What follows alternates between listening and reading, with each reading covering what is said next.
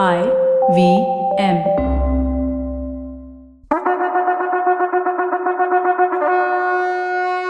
வணக்கங்க. வெண்வேல் சென்னினா யாருன்னு தெரியுமா? இல்ல அதை விடுங்க, இளஞ்சீட் சென்னினா யாருன்னு தெரியுமா? தெரியாதுல்ல.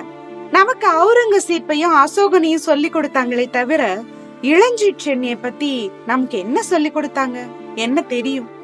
சரி, பாரத வருஷத்தோட பேரரசரா அறியப்பட்ட அசோகரோட கண்ணுல ரெண்டு நிலம்தான் உறுத்திக்கிட்டு இருந்துச்சு. ஒண்ணு கலிங்கம், ரெண்டாவது தென்னகம், தமிழ் நிலம். கலிங்கத்தை ஜெயிச்ச பின்னாடி எப்படியாவது தமிழகத்தை பிடிக்கணும்னு கங்கனை கட்டிக்கிட்டாரு அசோகர்.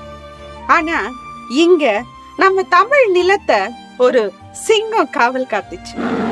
கரும்பெண்ணெய் நதிக்கரையில மூவேந்தர்கள் ஒற்றுமையா அமைச்ச கூட்டுப்படையோட தலைவனா வாழேந்தி வெறி ஏத்தி நின்னா இளஞ்சீட் சென்னி.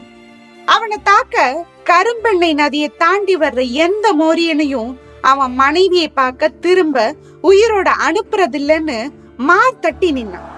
அவன் வீரத்துக்கு முன்னாடி எதுவும் எவனும் நிக்க முடியுமா?